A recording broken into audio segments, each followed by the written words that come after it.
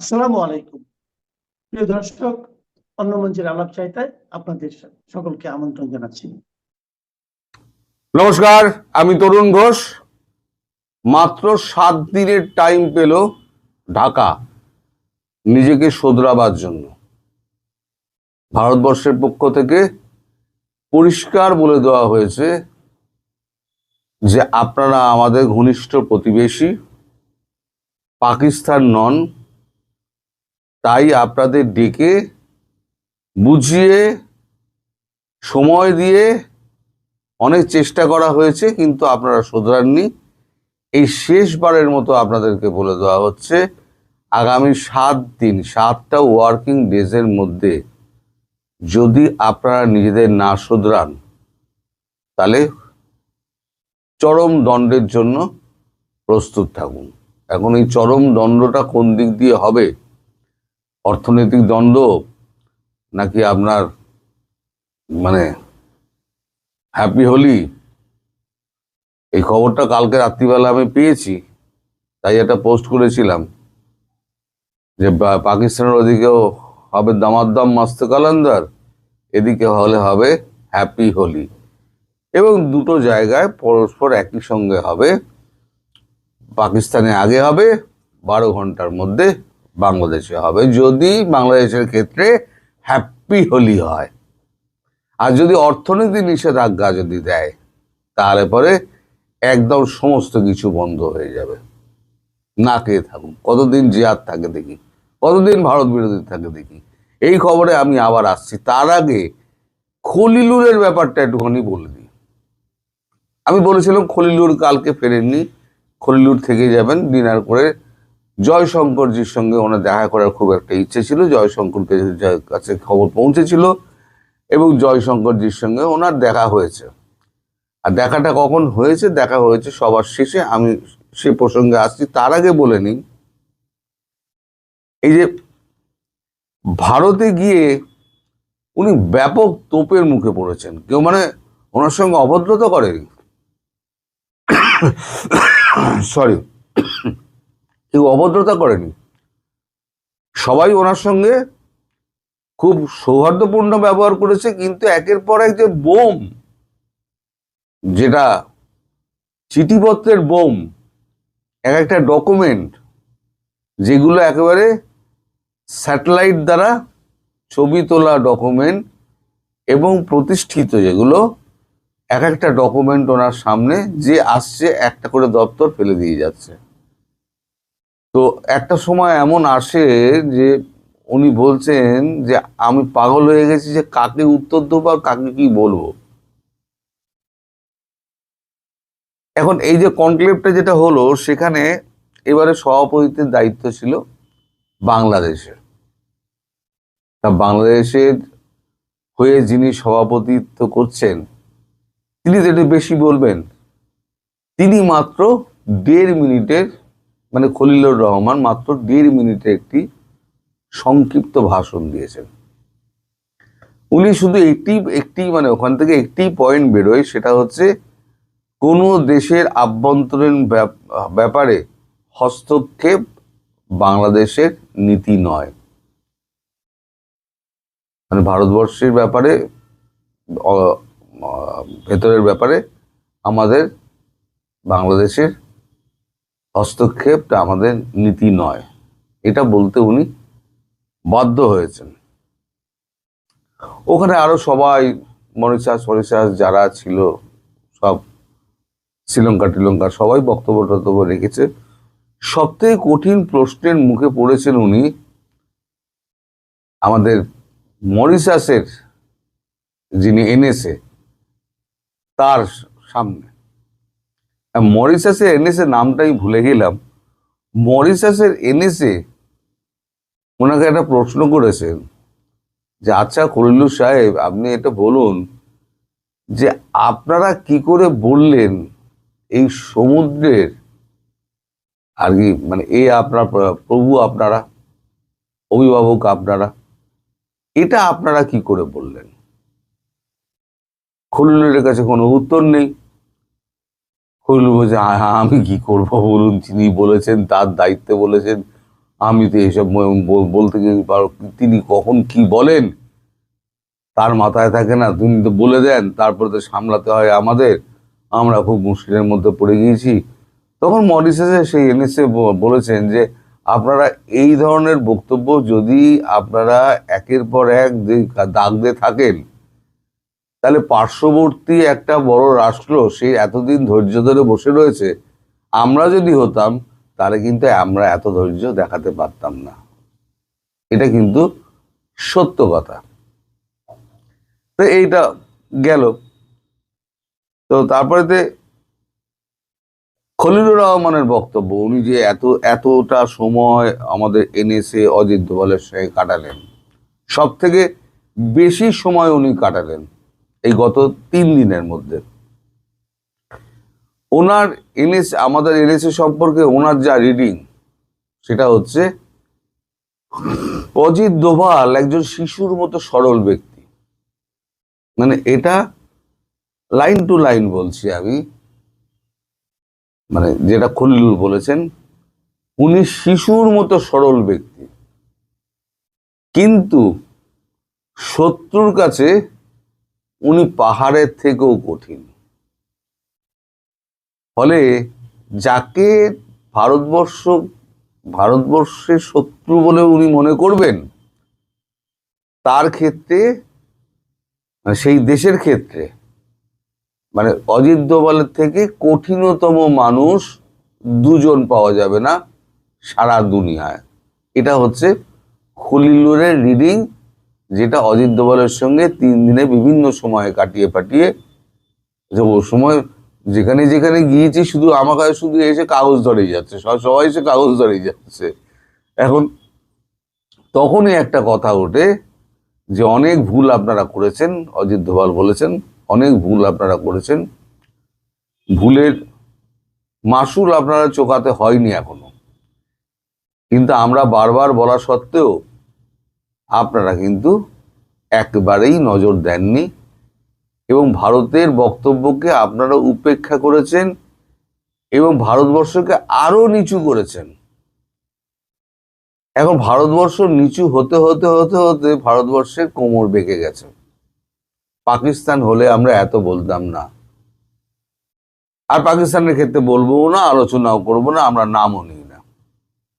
কিন্তু আপনারা আমাদের প্রতিবেশী রাষ্ট্র, আপনাদের স্বাধীনতার যুদ্ধে আমাদের একটা ছিল, যোগদান ছিল, সেখানে আমাদের অনেক সেনা শহীদ হয়েছেন, আপনাদের 30 লক্ষ মা বোনেরা নির্যাতিত, নিপীড়িত এবং খুন হত্যার শিকার হয়েছেন।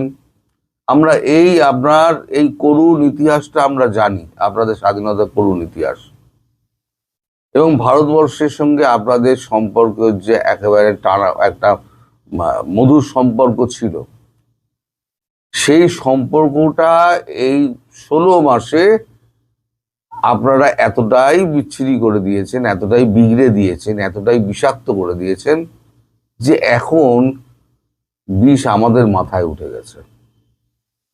আমরা তাই বাংলাদেশ বলে আমরা এখনো পর্যন্ত কোনো অ্যাকশন নিইনি, কিন্তু আগামী 7 দিনের মধ্যে, 7 ওয়ার্কিং ডেজের মধ্যে যদি নিজেদের ভুলগুলো আপনারা না শোধরান, তাহলে আপনাদের কিন্তু চরম মূল্য দিতে হবে বা চরম দণ্ড আপনাদের জন্য অপেক্ষা করছে।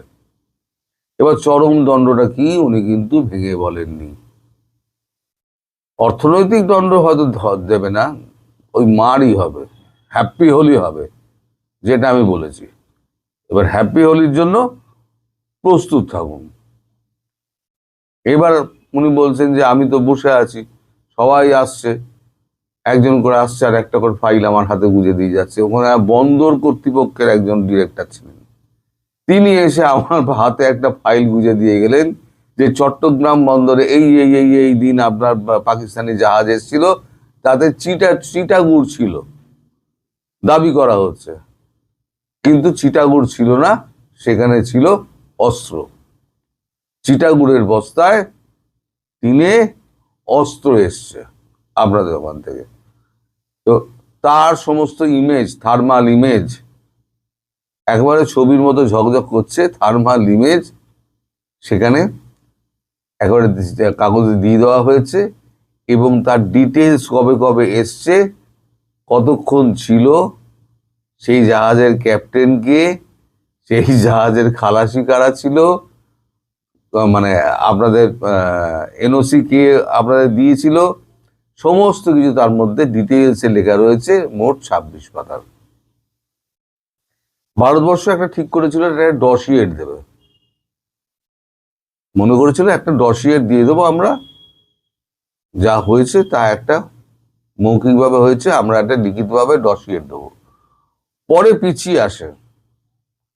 পিছিয়ে আসে এই কারণে যে মোহাম্মদ ইউনূসকে ভরসা নেই। কারণ খলিলুর একটা কথা বলেছেন, উনি তো এসে যা খুশি তাই করছেন, কোন দিন উনি তো পালিয়ে যাবেন, বাংলাদেশটার কি হবে?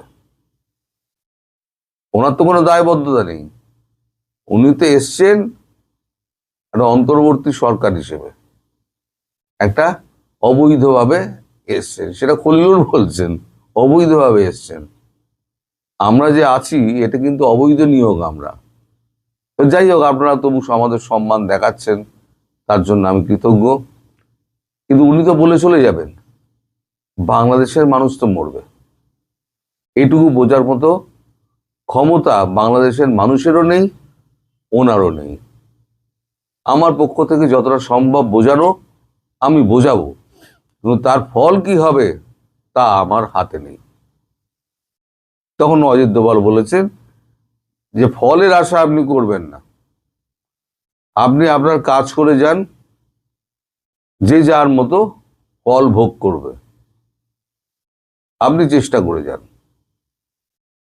এবার যখন ডিনার ফিনার যখন হচ্ছে রাত্রিবেলা 8:30টার সময়, 8টার সময়, সেই ডিনারের একেবারে শেষ পর্যায়ে এসে পৌঁছান ডক্টর জয়শঙ্কর, হাঁপাতে হাঁপাতে, শেষ পর্যায়ে এসেই প্রথম খলিলুরের দিকে এগিয়ে যান।